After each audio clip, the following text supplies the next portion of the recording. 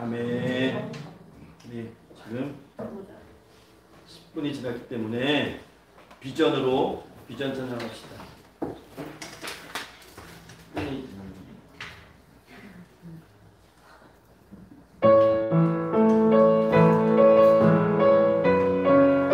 찬양하고 기도하겠습니다.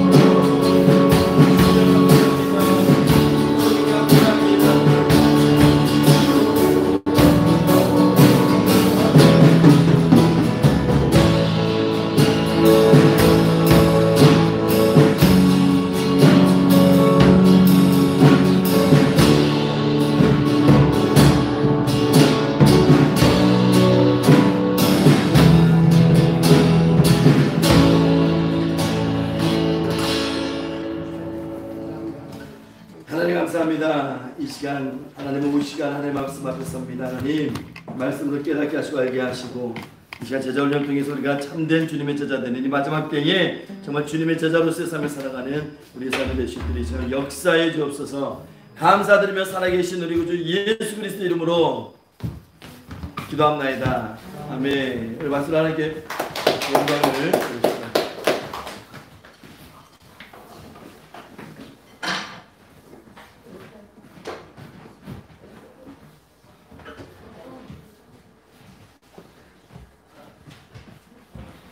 우리가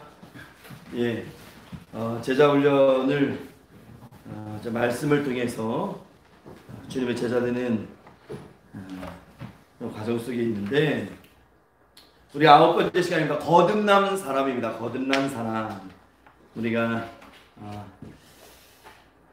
우리 주일학교 찬양 아이들 할 때 예전에 이런 찬양이 있었어요. 돈으로도 못 가요 하나님 나라. 뭐로도 못 가요 하나님 나라. 거듭나면 가는 나라 하나님 나라. 거듭나면 가는 나라가 하나님 나라. 그때는 뭐 뜻도 모르고 그냥 불렀던 것 같아요. 그냥.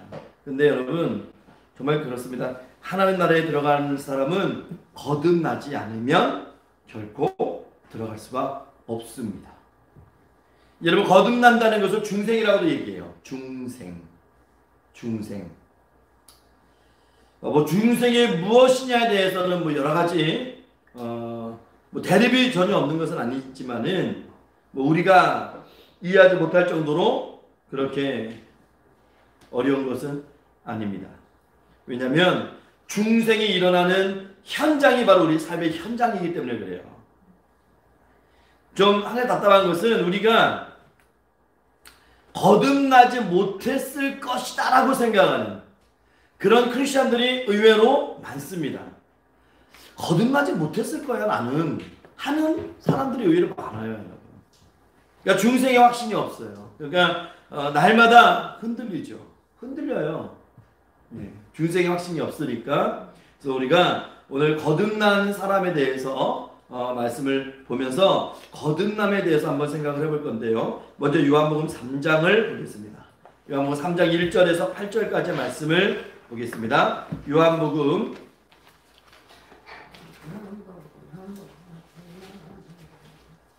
3장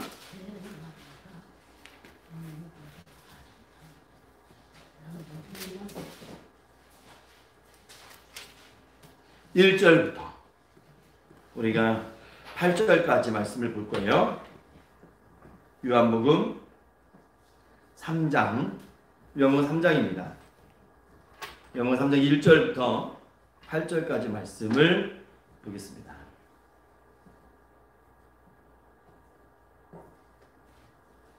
찾으셨나요? 찾으셨으면 우리 한번 읽어볼까요? 우리 한 절씩 교독할게요. 그런데 바리새인 중에 니고데모라 하는 사람이 있으니 유대인의 지도자라. 그가 밤에 예수께 와서 이르되 라삐여 우리가 당신을 하나님께로부터 오신 선생인 줄 아나이다 하니 하나님이 함께 하시지 아니하시니 당신이 행하시는 이 표적을 아무나 할 수 없습니다.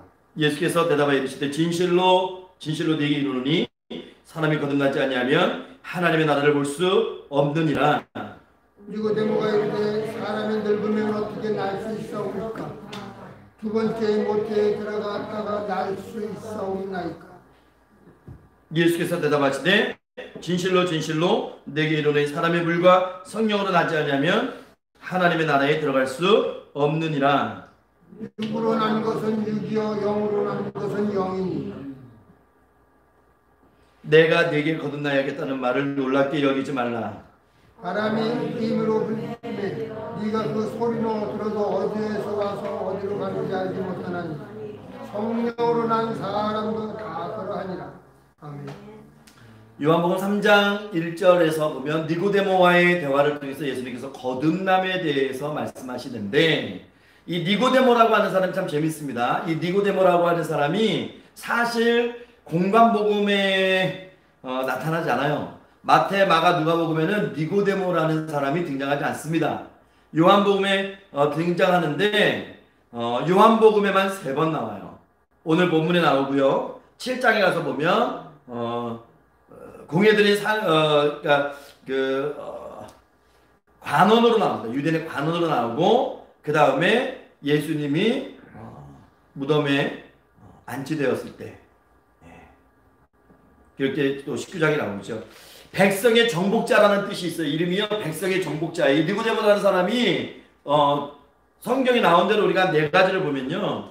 요한복음에 기록된 니고데모를 통해서 우리가 4가지를 볼 수 있는데 부자예요.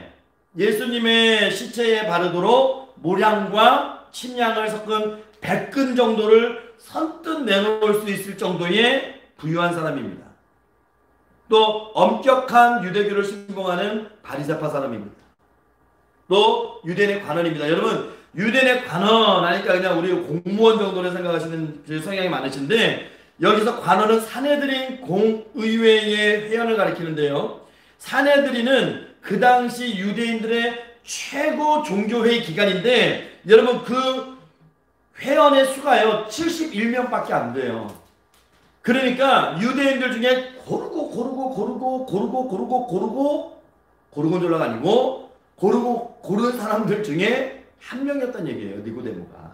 그러니까 그냥 뭐 유대인의 관원 하니까 뭐 회당장 뭐 그런 개념이 아니고요. 이 사람은 정말 관원 중에 관원이에요. 굉장히 영향력이 있고 파워가 있는 사람입니다.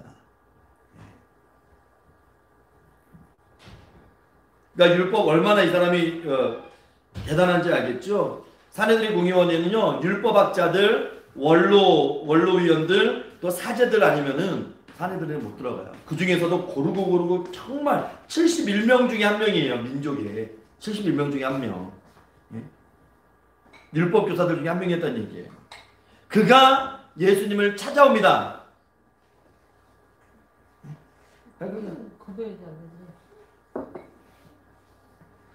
예수님을 찾아와서 근데 밤에 찾아왔죠. 그러니까 제가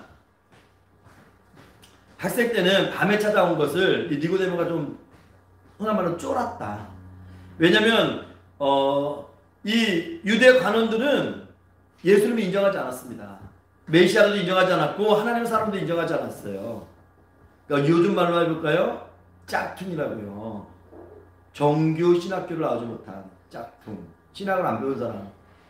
당연히 그런 사람은 어떻게 종교의 어떤 그런 받아들이겠어요. 왜 그러냐면 자 밤에 찾아갔을 때 밤에 찾아갔다 2절 말씀에 그래서 제가 학생 때 이렇게 또 신앙생활 할 때 이런 설교를 가지고 자신이 없고 그러니까 이 사람도 예수님에 대한 그런 게 있기 때문에 저녁에 찾아왔다 뭐 이런 얘기들 많이 했었어요. 뭐 타인의 이목이 두렵고 사내들의 공의원이 이런 말도 안 되는 자칭 메시아라고 얘기하는 그 당시 사람들을 봤을 때 자칭 메시아라고 얘기하는 사람 이 젊디 젊은 청년을 찾아가서 얘기한다는 자체가 이거는 뭐 도대체가 말이 안 된다. 왜냐하면 여기 이 사람이 랍비어라고 얘기하잖아요. 여러분 랍비는요 유대인들이 아무나 듣는 게 아닙니다. 랍비라는 얘기를 아무나 듣는 게 아니에요. 여러분 이 랍비라는 얘기를 들으려면요 정해진 수년 동안의 정규 교육 과정을 거쳐야 돼요. 유대인들 사이에서. 예? 율법학자가 되려면 여러분 40세가 넘어야 돼요. 유대인들 그 안에 자체 내 그 룰에 의하면. 근데 예수님은 30세에 공생활을 시작하셔가지고 공생이 시작하셔서 3년 뒤에 33세 때 십자가에서 생을 마감하시잖아요. 그러니까 40세가 안 됐어요. 예수님은. 그러니까 랍비라고 하는 그 사람들이 랍비라고 칭하기에도 사실 그 당시의 사회적 기준으로 보면 미달이었단 말이에요.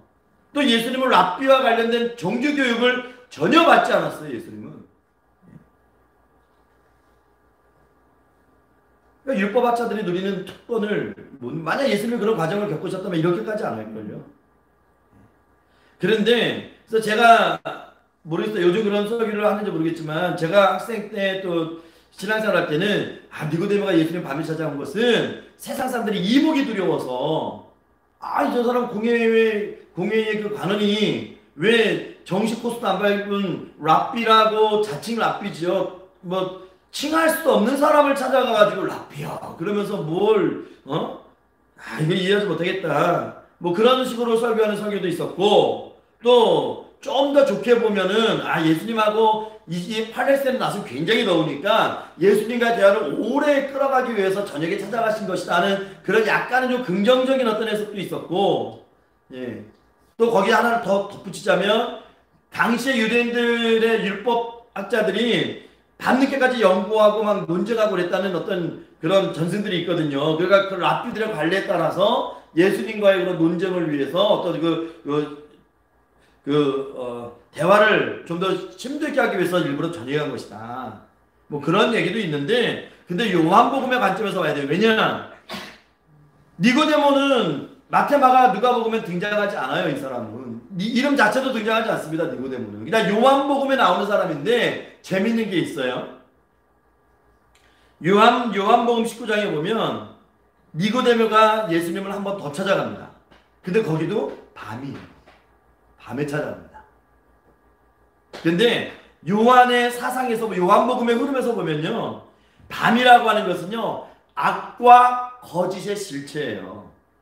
무지의 실체입니다. 그러니까 요한복음이요, 이렇게 비유적으로 이 낮밤을 얘기할 때 요한이 밤이라고 지칭하는요, 밤의 특성이 몇 개 있어요. 거짓, 무지, 악. 그러니까 밤중에 예수님을 찾아왔다라고 하는 것은 무지하다는 거예요. 니고데모가 지금 그걸 얘기하고 싶은 거예요.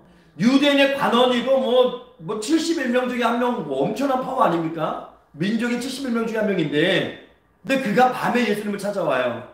그것도 요한복음 19장에 보면 또 그래요. 예? 그것은 그가 무지한, 그러니까 메시아에 대한 무지한 사상을 갖고 있다. 그것이 예수님과 대화 속에 그대로 드러났죠. 그대로 드러납니다. 오늘 예수님은 요한복음 3장 1절에서 8절까지의 말씀을 통해 가지고 중생의 중요성을 지금 말씀하고 계시는 거예요. 거듭난다는 말이 나오죠. 거듭난다. 오늘 보면 말씀에 보면 나오잖아요. 3절에 거듭나지 않으면 하나님의 나라를 볼 수 없느니라. 거듭난다. 여러분, 거듭나는 게 뭐예요? 중생인데 거듭나는 게 뭔 것 같아요? 다시 태어나는 거죠. 다시 태어나는 거.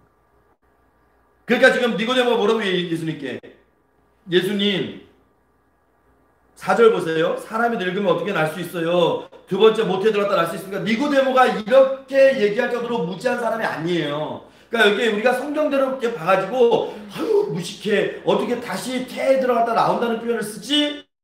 라고 하는 것은, 니고데모가 이렇게 얘기하는 것은요, 니고데모가 이 중생 거듭난다는 것에 대한 개념도 없지만 사람이 모태에 다시 들어갔다 나올 수 없는 것처럼 인간 본질의 재창조라고 하는 것이 이것이 어떻게 가능하냐라고 얘기하는 거예요. 지금 강한 의문이 내포돼. 그러니까 이 사람은 무식한 사람이 아니에요. 니고데모가 율법에 정통한 사람이고 상당히 파워 있는 사람입니다. 이 사람 막 무식한 사람이 아니에요. 그러니까 예수님 앞에 나름대로 지금 예의를 갖춰가지고, 예수님 어떻게 태가 그것보다, 그러니까 우리가 그런 비유 쓰잖아요.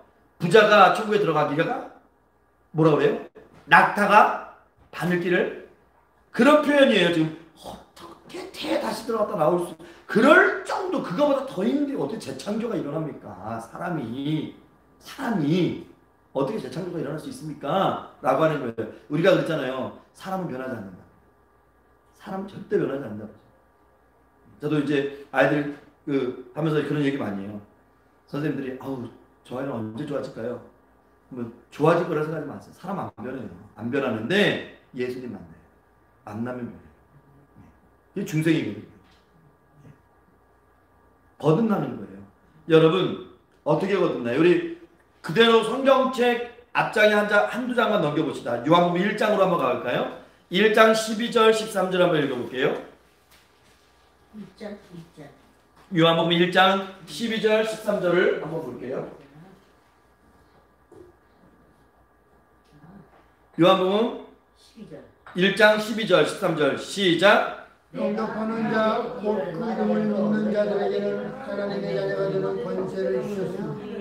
이는 혈통으로나 육정으로나 사람의 뜻으로 나지 아니하고 오직 하나님께로부터 난 자들이니라. 여러분, 거듭난다는 것이 지금 요한복음 1장 12절에서 뭐라고 해요? 영접하는 자라고 해요. 영접하는. 영접하는 자인데 그 이름을 믿는 자들인데 하나님이 주시는 거예요. 권세도. 근데 13절 보면요. 그들은 하나님께로부터 난 자들이라고 되어 있어요. 하나님께로부터 난 자. 거듭나는 게. 근데 여러분 니고데모가 거듭났을까요? 그러니까 거듭나지 않은 사람에 대한 증거가 이제 나오는 거예요. 예. 니고데모가 2절을 보세요. 2절을 보면 밤에 예수께 찾아와요. 그러니까 요한이 밤이라고 지칭하는 것에 대한 우리가 어느 정도의 그를 알았죠? 자, 그러고 나서 예수님에 대한 신앙의 고백이 뭐예요? 하나님께로부터 오신 선생이에요. 그렇죠? 3장 2절을 보면 하나님께로부터 오신 선생인 줄 아는. 이게 무슨 얘기냐면, 그러니까 어떤 사람은 이거 보고 하나님께 온 사람은 그걸 정확히 알고 있네 그렇게 얘기하지만 니고데모는 예수님을요 랍비 이상의 존재로 생각하지 않아요. 그러니까 하나님으로부터 보내심을 받았는데 지금 랍비, 그러니까 이 사람이 니고데모가 생각하는 예수님의 그 한계, 그 상한가는 뭐냐면, 상한선이 뭐냐면 모세, 예레미야, 세례 요한 같은 선지자급으로 보는 거예요. 이게 당시에 만연돼 있었어요. 여러분 마태복음 16장에 보면 가이사랴 빌립보에 가서서 예수님께서 막 이게 제자들에게 물어보죠. 야, 사람들이 나를 누구라 그러냐? 나를. 사람들이 나를 누구라 그래? 그래서 뭐라 그래요? 어떤 이는 뭐 누구라고, 어떤 이는 누구라고, 어떤 이는 누구라고. 사람들이 그 당시 보는 거예요. 사람들이 그 당시. 그러니까 예수님이 그 질문을 범위를 확 줄이죠. 그럼 너희는 나를 누구라? 사람들은 다 쳐. 세례 요한이라고 합니다. 더러는 예레미야라고 합니다. 더러는 모세라고 합니다. 그래, 사람들은 다 쳐. 할 때 그 사람들의 범위 속에 지금 니고데모가 있는 거예요. 니고데모가 지금 하나님께로부터 오신 선생이시여. 하나님이신 그분에게 하나님께로부터 오신 선생님. 그냥 선지자 중에 1인 정도로, 한 사람 정도로 능력 있는 자로 지금 생각하고 있는 거죠. 그래서 여러분 가이사랴 빌립보에서 베드로가 주님을 만족해하는 고백을 하죠. 그 고백이 뭐예요? 마태복음 16장 16절. 그 고백이 뭡니까? 주는 그리스도시요. 정확하게 딱 찌른 거예요. 주는 그리스도시요. 살아계신 하나님의 아들이십니다. 성자 하나님으로 표현하죠. 하나님의 아들이에요. 하나님의 속성을 갖고 있는 아들을 표현해요. 그냥 하나님께서 보낸 종들의 하나가 아니고 하나님의 아들이고 속성이 같은 성자 하나님이신데 그리스도이십니다. 그리스도가 메시아입니다. 메시아. 보내시기로 약속하신 분, 그분이십니다. 정확하게 찌르죠. 정확한 고백이 그냥 팍 들어가는 거예요. 여러분, 주님께서 지금 이 니고데모와의 대화 속에 사람이 거듭나지 않으면 이런 말씀하셨어요. 거듭난다는 뜻이요. 거듭난다는 뜻이 아노뎀이라는 단어를 썼는데 헬라에서는 세 가지의 뜻이 있어요. 처음부터 완전히 철저하게 그런 뜻이 있고요. 다시 두 번째의 뜻이 있어요. 우리는 보통 두 번째를 많이 생각해요. 거듭나면은 다시 나는 것, 두 번째 태어나는 것, 이런 뜻을 갖고 생각하는데 헬라의 세 번째 뜻이 있습니다. 세 번째 뜻이 뭐냐면 위에서부터, 하나님께로부터 라는 뜻도 있어요. 그러면 여러분 어떻게 거듭날 수 있을까요? 우리가 어떻게 거듭날까요? 어떻게 거듭날 수 있어요? 우리가 오늘 3장 1절에서 8절까지 말씀 봤는데 어떻게 우리가 거듭날 수가 있죠? 예? 어떻게 거듭나요? 세일러문처럼 요술봉 하나 갖고 슉 이렇게 막 거듭나요? 예? 원더우먼처럼 사람 없는 데서 한 두 바퀴 돌면은 막 거듭나요? 우리가 어떻게 거듭난다고 성경은 말씀하고 있어요? 5절에 성령으로. 또 5절 말씀 보면 사람이 무엇과 무엇으로? 물과 성령이. 보통 교회들의 보통 해석은 물은 세례를 의미할 때가 많다라고 얘기를 하는데 이게 참 해석의 문제예요. 여기서 물과 성령인데요. 물은 여러 가지 의견이 있고 해석이 있어요, 여러분. 여러 가지 의견이 있고 해석이 있습니다.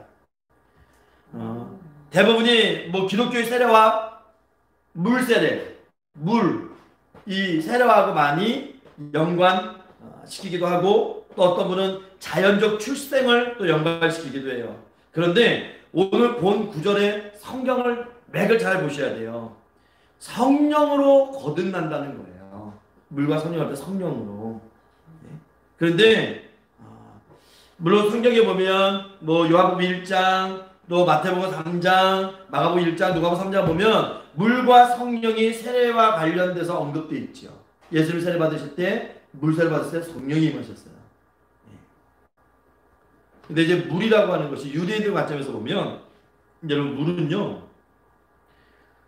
유대인들에게 굉장히 정결함을 뜻합니다. 정결함, 깨끗한 것. 그런 걸 뜻하는 게 이 물이에요. 그래서 희생제사에 절대 필요한 거죠. 없어서는 안 되는 거죠. 그래서 제사장들 보면 물로 몸을 씻지 않고서는 언약의 피를 갖고 성소에 들어갈 수가 없었습니다. 그리고 뭐 유대인들 그 종파에서도 보면 대부분 또 개종자들을 받아들일 때 물세례를 통해서만 받아들이기도 하죠. 그래서 성경에 보면 물과 관련된 게 많아요. 세례요한도 예수님은 물로 세례를 주셨고 고넬료와 그의 친구들 물 세례를 받기 전에 이미 성령 세례를 받았다고 있죠. 그러니까 물이 굉장히 중요했죠. 에티오피아의 에티오피아의 내시도 그랬죠. 물은 굉장히 좀 그런 의미를 갖고 있어요. 자, 물과 성령을 거듭나야 돼요. 그래서 물을 우리가 한번 또 좀 더 깊이 생각하려면 요한복음 7장을 가볼까요? 7장 37절 38절을 볼게요. 물과 성령이란 말이 나오는데 물은 무엇을 가리키느냐? 물이 무엇을 가리키냐? 정말 우리가 얘기하는 세례만 의미하느냐? 여러분 세례도 뭐 저는 전혀 틀린 거라고 생각하지 않아요. 근데 물과 성령으로인데 물. 자 7장 37절 38절을 읽을게요. 시작. 명절 끝나고 그 큰 날에 예수께서 서서 이르시되 누구든지 목마르거든 내게로 와서 마시라. 나를 믿는 자는 성경에 있는 것 같이 그 배에서 생수의 강이 흘러나오리라 하시니 생수의 강이라는 표현이 나오죠. 예. 그 배에서 생수의 강이 흘러나온다고 나오죠. 여러분 유대인들은요 여기 보면은 이 배경이 재밌어요. 요한복음 7절에 보면 초막절은 한 주간이지만 거기 하루를 들여서 8일 동안 지켰어요. 근데 이 초막절 때 유대인들이 뭘 하냐면 실로암 못에 가서요 물을 기릅니다. 물을 길러가지고 성전 문에 들어와서 물을 막 부었는 행사를 해요. 줄을 쫙 들여서 가지고 물을 양쪽 떠갖고 그냥 막 성전 문 안에다가 막 물을 막 이렇게 끼얹는 그런 유대인의 전통이 있어요. 그게 무엇을 의미하는 거냐면 선조들이 광야에 있을 때 반석에서 생수가 터지잖아요. 그걸 기념하는 행사예요. 예. 그러니까 이 초막절 때 물동에 떠다가 이렇게 막 뿌린단 말이에요. 생수와 관련돼서. 그런데 예수님이 그런 분위기에서 지금 생수 설교를 하고 계신 거예요. 그러니까 이제 우리가 그냥 예수님 그냥 갑자기 왜 이런 말씀 하실까 하는데 이런 배경 속에 있어요. 그러니까 사람들이 그게 뭐예요? 야 반석에서 우리 조상들이 생수가 터져나서 살았어. 그래서 지금 막 실로암 연못에서 이걸 떠다가 막 뿌리고 막 그런 절기에 예수님이 생수에 대해서 다 설명하신단 말이에요. 그리고 나서 뭐라고 하죠? 내게로 와서 마시라. 이건 아무나 이런 얘기를 못하는 거죠. 내게로 와서 마시라. 생수에 대해서 예수님께서 이런 말씀을 하시는데 나를 믿는 자는 성경에 있는 같이 그 배에서 생수의 강이 흘러나올 것이다. 그 배에서라는 말은 사람의 그냥 표면적으로 보이는 저희 볼록해 나온 배가 아니고 내면에 있는 심령을 의미하는 거예요. 여기서 생수가 흘러나온다는 거예요. 심령에서. 그래서 이게 무슨 얘기냐? 내가 거듭나고 내가 물로 성령으로 거듭난 깨끗한 사람이면 나를 통해서 성령의 역사와 그 생수의 강이 흘러 넘쳐가지고 많은 사람에게 가는 거예요. 많은 사람. 이게 축복의 원리이기도 하지만 여러분 삶의 원리이기도 합니다. 원래 초대교회 신자들도 그랬죠. 여러분 예수 믿는 사람이 2.5%, 2.2에서 2.5% 정도가 예수 믿던 사회인데 대부분의 사람들이 노예계층이었어요. 근데 그 사람들이 로마의 사회를 변화시킵니다. 로마는 당시 황제가 신으로 추앙받는 시대였습니다. 근데 그들의 삶이 여러분 얼마나 강렬하고 얼마나 그들의 삶이 빛났으면 그 노예계층, 사람이라고 생각하는 그 노예계층들의 삶 때문에 여러분 로마가 변화됩니다. 2.5%. 우리나라 한때 20%, 25%까지 갔었어요. 변화됐습니까? 여러분? 우리나라가? 후대의 일반 신도들도 마찬가지였단 말이에요. 잘 믿는 믿음 있는 사람들은 신령한 하늘에 충만했고 그들에게서 나온 영적 역사가 무수한 사람들에게 전달됐단 말이에요. 풍성히 전달해줬단 말이에요.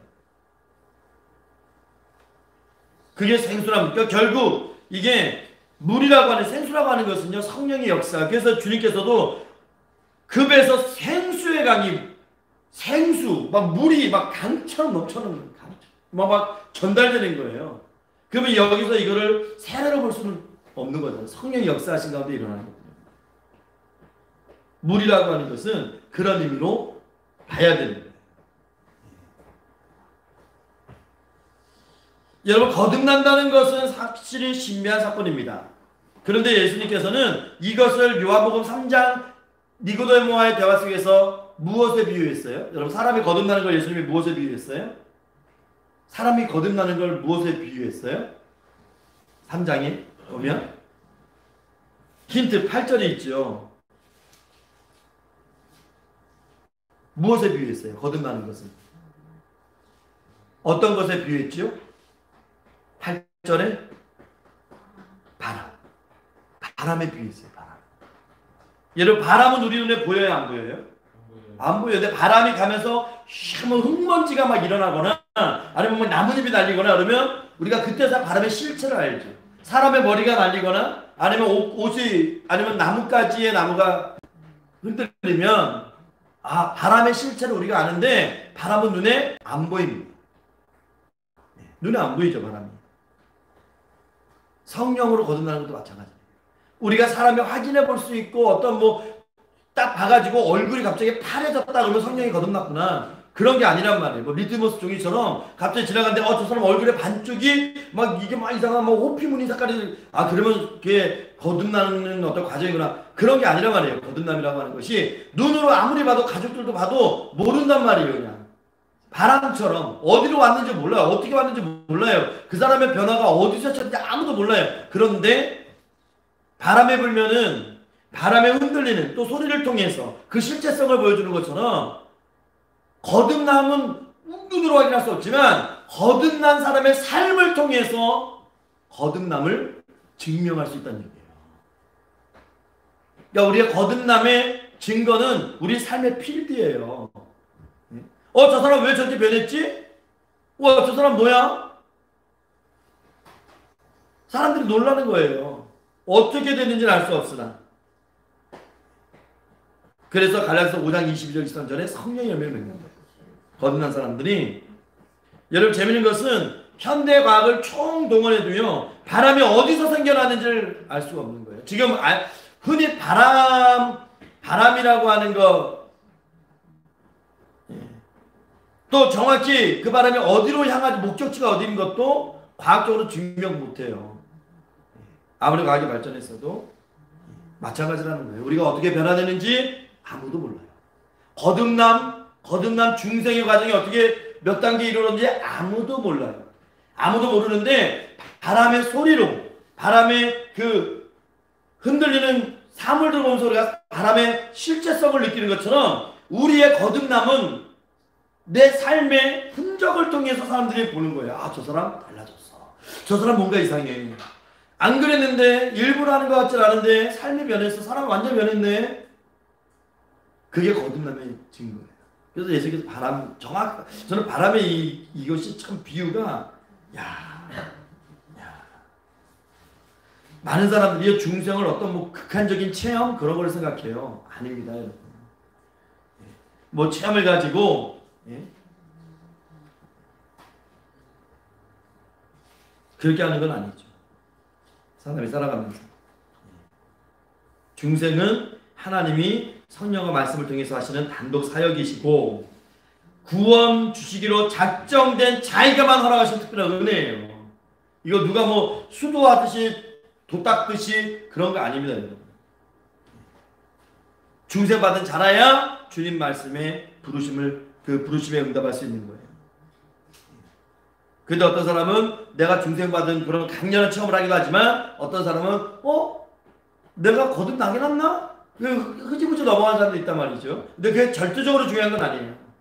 우리가 말씀 가운데서 내가 중생 받은 사람이라는 것, 내가 거듭난 사람인 것 확신 가운데 살아가는 것이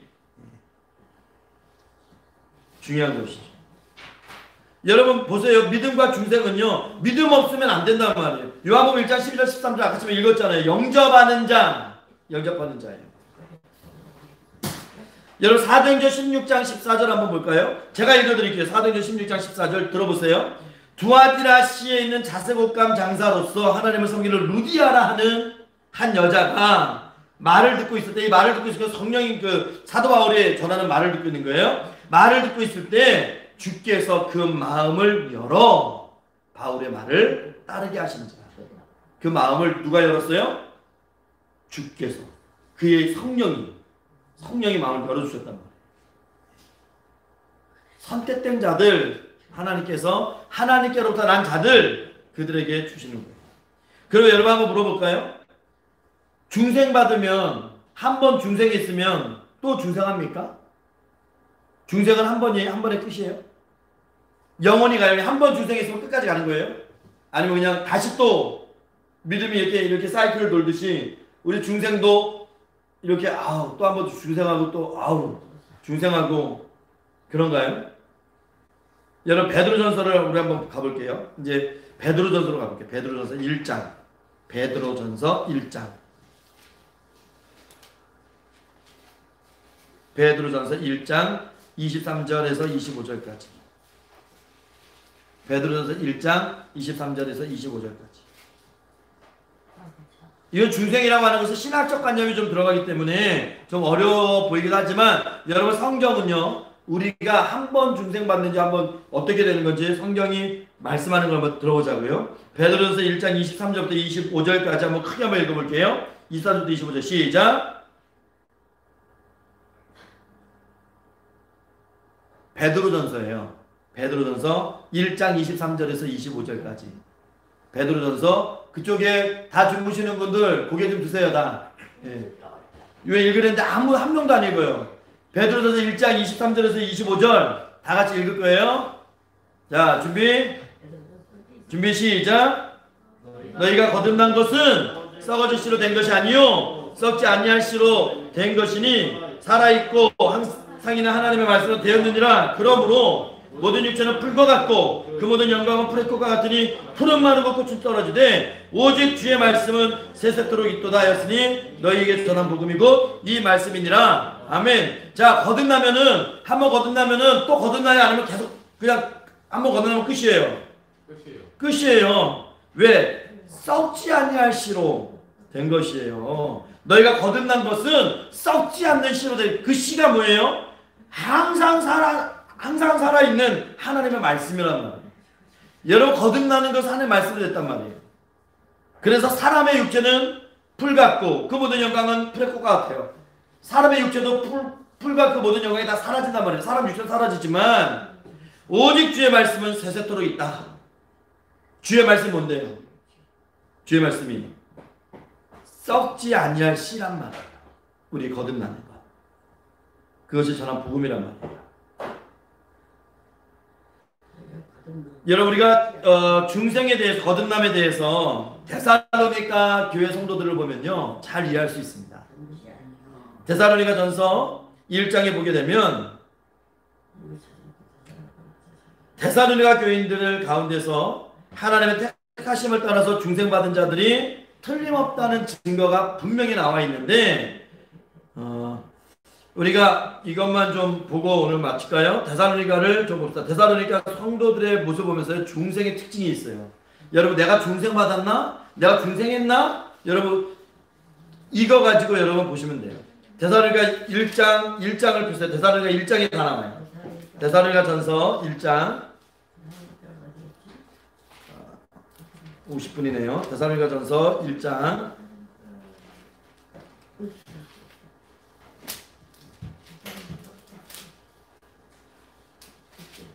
자 3절 4절을 읽을게요. 3절 4절 데살로니가 전서 1장 3절 4절